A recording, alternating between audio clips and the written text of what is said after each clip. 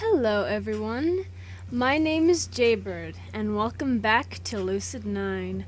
Without any further ado, let's get right back to where we left off last time. Whatever, guess it's none of my business anyway. It's time to see Mr. Ryota. Or maybe it's pronounced Ryota. Ryota. Is it pronounced Ryota? Ryota? It's probably pronounced Ryota. Ryota. Yeah, Ryota. Okay, sorry. I don't know how to pronounce names sometimes. This time he opens the door as soon as I knock. I must have caught him at a good time. Welcome, Mishimoto. We've been expecting you. He cackles maniacally and taps his fingertips together. You should have turned in your chair while stroking a cat. Bah! Everyone's a critic. Would you have rather been left standing outside in the cold? Outside? I'd be in the hallway. You seem awfully eager to prove your mentor wrong, boy. Well, whether I prove it or not, it's still wrong, right? Ah, yes. But that would never fly in a court of law, you see. Imagine it. I declare the defendant guilty because from a metaphysical standpoint it is true, even if we have no epistemological link of knowing so. Sorry, I've never seen that word before, so of course I would be like, what the fuck is what is that shit, as I'm saying it. I just lost you. I get that a lot. Go ahead and take a seat. We've got more important things to discuss, no? Hesitantly, I slide into the nearest couch. I've always seen Mr. Ryota as an intelligent man, even if laid back, but I'd never actually, well, not understood him. I wonder how much brain mass he's hiding behind that cheery facade. So, the new transfer student, Misaki Kazehaya. I hope you don't mind. I did a little lookup on her. You can do that?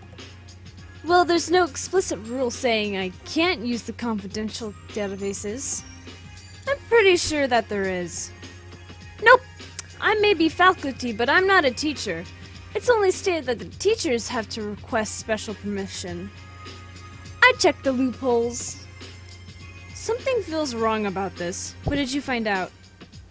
Well, if I tell you, then that's a solid breach of confidentiality. I don't want to go to jail yet. The food's too good here. Mr. Ryota, I'm really worried about you sometimes. And this is me talking.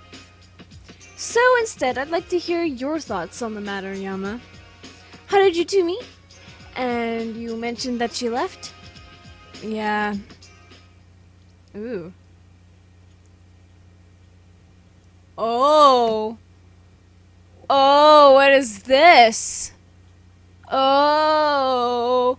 I feel like we're getting into some, dramatic shit here. I would save, but let's see. I close my eyes, letting the ever-constant hum of the air conditioner calm my nerves. Then I start talking.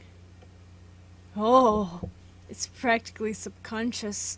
My mouth dutifully repeats the train of thought running through my mind. Everything is calm, clear, and slow. Therapy, something that I've gotten used to over the years. So I easily turn my brain to the topic of interest.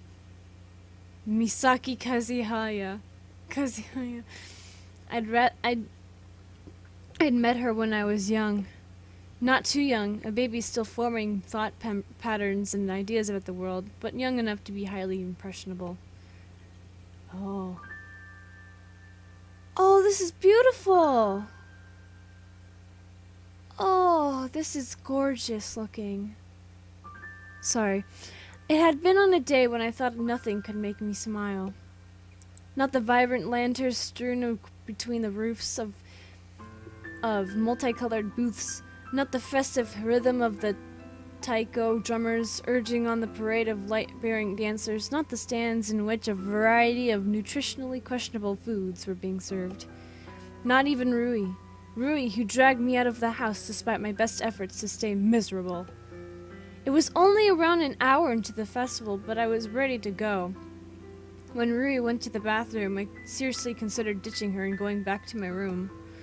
Apparently, I was scowling deeply at that. I didn't know it until a passing girl suddenly stopped in front of me. Annoying girl. Does your face always look like that? To say the least, that didn't help my foul mood. I glared up at her. She was pretty. Well, that was the first thought in my head, that instinctive spark of appreciation whenever a guy sees a pretty girl, no matter how much he wants to feel otherwise.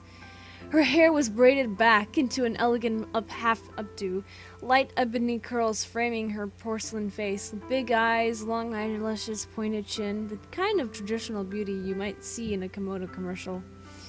Of course, the first spark of interest was immediately overridden by indignance that only an 8-year-old boy could feel. What are you looking at? Don't look so grumpy. You should be celebrating. She didn't know anything, of course, not until a few months later. Festivals are stupid. They are not. Why? There isn't even a reason to celebrate. The girl's face twisted into something resembling anger. It looked strange on her face, like a guinea pig attempting to seem menacing. You don't even know what the festival is about, do you? Well, of course I didn't, but I wasn't about to admit that. Of course I do. Oh yeah? What's it about? Well, you make lanterns. Uh-huh. And? I fisted my hands at her condescending tone. You write wishes on them and stuff. Wrong. I am not. Yeah, you are. You don't write wishes. You write what you want to tell dead people. Ridiculous, I should have said. Why would I even want to talk to dead people? But I didn't mock it. I couldn't mock it. Dead people? Yep, I can write a message to Auntie on this lantern, and she'd see it. How do you do that? How do you know that? How do you know that? Haven't you heard the story? No, I hadn't. But my 8-year-old's pride prevented me from saying that, of course. Thankfully, the girl took my silence as confusion. Well, once upon a time, there was a princess. Was she pretty? Yeah. Good at singing? Yeah. Boring. It is not boring. The indignant anger on her face made me snicker the first time I'd smile all day. Yeah? Well, what happens? Does she get in trouble and a charming prince has to save her? Just listen! Look! She's actually a big meanie. A mean princess. That wasn't a fairy tale staple. Oh? Yep, but her bodyguard was in love with her and turned her good again. I felt disappointed. The story had a promising start. Blech! What did he do? Cast a spell? Give a true love's kiss? He died. Oh? Don't look so happy! That time, I broke into a tiny laugh. But it made her good again, right? Well, yeah, she didn't trust anyone before. Thought they were all fake and stuff. It seemed that she was glaring at me at the point of the story, but before I could open my mouth, she was already continuing. Anyway, the bodyguard sacrificed himself to save her life. So the heavens were super duper impressed and put him in the stars. Aren't stars really, really hot? That sounds like a bad thing. Childish indignation. Why does this word keep coming up? Why does this word keep coming up? I don't even know how to pronounce it that well. Indignation flickered across her face. They made him into a constellation, you poop. You poop! You fucking poop! You fucking piece of poop! I fucking hate you, you poop! That's such a stupid word, poop. Poop. Okay. Blah. It sounds infinity. Sorry, my voice is kind of dying right now. Times infinity plus. Anyway, the princess realized how beautiful love really is. Because he died? She saw how much he loved her, so she decided to be a better person and trust people again. This had nothing to do with writing messages to the dead on lanterns. I was rapidly losing interest. Let me guess, she lived happily ever after. Well, no. The bodyguard died, remember? I like this bodyguard. She glared at me, but somehow it felt less severe than before. She wrote her promise on a lantern and sent it up to the sky so he could see. 'Cause he was a constellation, remember? Now I realize that he could have said a lot of things. That's stupid. He's dead. What could he do about it? But that wasn't on my mind at the time. Everyone turns to a bunch of stars when they die? I think? You think or you know? If they did something to super duper impress the heavens, I guess. I smiled at that. My eyes scoured the street and landed on a simple booth. A handful of other kids were gathered around a short portable table, scrawling on lanterns with calligraphy pens clamped in fisted hands. Let's go. But I already made a lantern. Right to another dead person, then. With this overwhelming display of tact and political correctness, I raced towards the table, snatched a lantern from a smiling adult, and plopped down with my pen at the ready. Who are you writing to? None of your beeswax. I began to scrawl characters on my lantern. The girl hovered over my shoulder, squinting judiciously at my jagged brushstrokes. Why is your handwriting so messy? It's not messy! I can't even read it! I roped around, narrowing my eyes accusingly at her own lantern. Well, yours... I searched for a fault, but not only was her lantern graced with perfect calligraphy, it also proudly bore a few elegant cherry blossoms. Well, yours looks girly. She raised a single eyebrow. It was a remarkably sophisticated expression for a 9-year-old girl to make. I am a girl. And there was nothing much to say to that. Yama, where have you been? It was as if I can't say fucking names. Rui had materialized out of thin air. I hadn't even noticed the rapid pitter-patter of her footsteps. Sorry, Rui. Jeez, could have told me. You were in the bathroom. Clearly displeased, Rui turned her back on me, but smiled at the other girl. Thanks for taking care of him. Surprisingly, the girl smiled back, easy as you please. Well, weren't they getting along just fine? Why did they have to give me such a hard time? Maybe it was a girl thing. I'm Misaki. You gonna make a lantern? Yep. How'd you make those flowers? They're real pretty. I can show you. And just like that, the two of them were friends. It took a little longer to warm me up, but whatever the two of them set their minds to, they accomplished.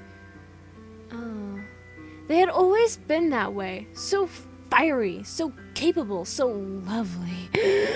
Two playful angels who, for some reason unfathomable to mankind, saw fit to hang around a bucket of depressing sludge like me. Why do you think that about yourself? Mr. Ryota's voice seems to come from far in the distance, faint but recognizable. I respond distractedly. You know me. I'm not useful, or popular, or particularly particularly intelligent. Gotta enunciate my consonants and vowels. Dictation. Silence follows this test statement, so I only continue. Our families were close. Misaki's father would always throw these get-togethers at their house over the weekends or during special occasions. I remember him being really overwhelming at first. He was a lot like Misaki, only bigger and louder. I rarely saw Misaki's mother. The times I did see her, she was pretty distant. Besides that, I don't really remember much about her. At first, we were inseparable, Misaki and us. But then her father had lost his job and we started seeing less of her. And eventually, they just left. No warning whatsoever. Even our parents tried to get into contact. No luck. It had been as if the Kazehayas had disappeared off the face of the planet. That must have been a really hard blow. Rui says it had been. Honestly, I don't remember much of what followed. It all passed in a haze. Essentially, I felt abandoned. I had this idea that everyone close to me would leave. I don't think I could even cry. I only felt empty inside. But Rui says that it really was a terrible time. She says that I didn't eat, didn't sleep, didn't even play any games with her. She says that I looked like a ghost, heck, practically became one. And I don't remember it. But she says that one day... Oh! What was that? Excuse me. Was it like that before? The moon? Yama, what's wrong? Nope. Sorry. That's it. Sob story over. Are you sure? You do realize the entire point of therapy is to share your sob stories. It's not a burden, Yama. It's not a burden, Yama. I'm glad to hear you out. I feel tired. I think I'll have to stop here. It's mainly an excuse, and a very effective one for therapists. Mr. Ryota immediately nods in understanding. Thanks for confiding in me. Just know that what you felt was completely valid. I'm sorry you had that trauma. It's fine. I got over it. I'd like to go now, if that's okay. If you're sure. Is there anything I can do for you? I'm okay. Sure you don't want a lollipop? Yeah, I'm pretty sure, but thanks. Have a good day, Yama. But at least take this prescription. Prescription? Seriously? Then I actually look at it. 1 bucket of ice cream to be eaten guilt-free. Oh. As far as the administration knows, this is totally legitimate treatment. Ice cream is one of the core groups in the food pyramid, you know. He actually pulls a genuine laugh out of me. Thanks, Mr. Ryota, and thanks for listening. Anytime. Oh, hell yeah, ice cream! I exit Mr. Ryota's office in a considerably better mood than when I entered it. And that's it, guys. That is it. That is it. It's over. Why are you still here? It's over. If you got no, don't leave just yet. You're my end card. Okay, if you like this episode of Lucid9, leave a like down below, leave a comment down below, share it with your friends, subscribe if you haven't, ring that notification bell, and remember,